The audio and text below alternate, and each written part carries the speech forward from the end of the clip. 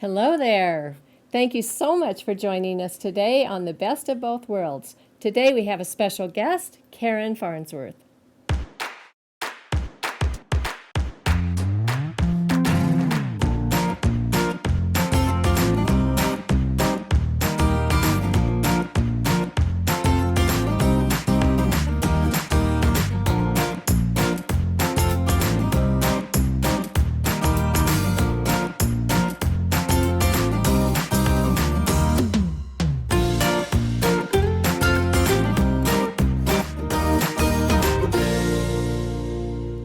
You know, Karen, I've tried binding on my machine, but I'm just not very good at it. So I'm really glad that you're going to give us some good tips today. Yeah, I'm happy to. I've been doing this for quite a while, and I've seen several techniques, but I'll show you how I do it at home. Great. All right, first, of course, I make my binding. And this one, I used a 2 1/4 inch strip and seamed it together and folded it and pressed it so it's all ready to go. I do the binding as I'm quilting the quilt. So when I do an edge to edge, I would quilt the entire area of the top of the quilt and then add the binding to that area. Okay. And then I roll it up and I add the binding to the next side As after you I've go. quilted that. Really? So I'm just doing it at the same time as I'm quilting everything. Bind as you go. That's a new one. Exactly. All right. So this is it. I find the center of my binding. I've made it the right length for my project. And I find roughly the center, and I'm starting, of course, at the top of the quilt, and I kind of bring it up here to the center of the top and line it up with a straight edge of the quilt, either the edge of the quilt or my basting line that I might have channel locked. Okay. Whatever guide I can use to make sure that it's nice and straight. And then I do like to check my corners. I just lay it out and bring it down, because you know when you get to the corner of your quilt, and your seam on your binding is in the corner. Yeah, that's pretty bulky. We hate that, right? Yeah. And that's just about what was going to happen on this project. So I just shifted over a little bit so that we don't have to worry about that.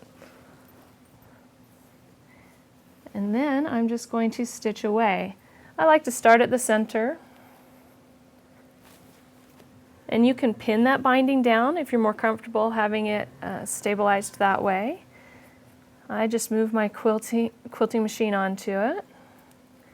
And I'm using my hopping foot. We love this hopping foot. I just use it as a guide, so I keep it at the back of the hopping foot at the edge of this binding. So your needle would go in approximately 1/4 inch. Exactly. Right. Pull up my thread. Now if you like, of course you can put channel lock on so that you channel lock all the way across here. If you have a statler and you want to, you could draw point-to-point lines and then let the machine stitch that line. I like to do it freehand because I feel like it's very quick.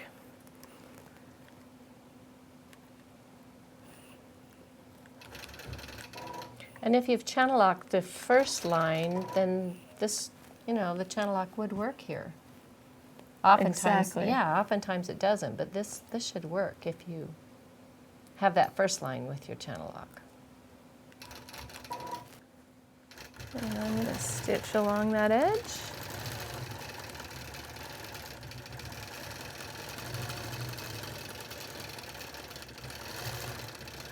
And I can stop and adjust if I need to. And stop at the corner. And on this one, we didn't trim these off, but you wouldn't have to, would you? Nope, 'Cause you're you just don't gonna need come to trim down that quilt straight. at all, because once you take it off of the machine, you're going to trim everything at the binding. So you just stop 1/4 inch from where your stitching is. Yep. Okay. And then I would move the machine enough so that I can fold this back, just like I do when I'm quilting with my domestic machine, or not quilting, but adding my bindings with my domestic machine. Fold it like that, come back at 1/4 inch, pull up my bobbin thread. I didn't even trim my threads, but you don't need to do that. And start stitching down the side. And I'd come all the way down to the belly bar. As far as you can go. Yep, as far as I've quilted at least. So I don't want to go past where my edge to edge might have stopped, because if you run your edge to edge off of the quilt, You'll be on the binding. right, you want to Yeah. make sure you put that binding on afterward. Okay. And then of course I would come back up to the top, start in the center, and move the other direction and down. Okay.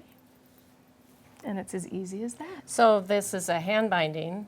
You apply it this way first, and then your customer can take it over and do the handwork. That's what my customers like to do. I will finish a binding for a customer by hand, but I charge a lot of money. So most of them like me to just stitch it to the top like this, and they take it home and finish it. That and is it's too a win-win for quick. both of us. That is awesome. This was a revelation to me that you can actually bind as you do the quilt. I love that. I hope it's something that our viewers will watch. I hope so too. And do on their, try it, and let us know if you like it.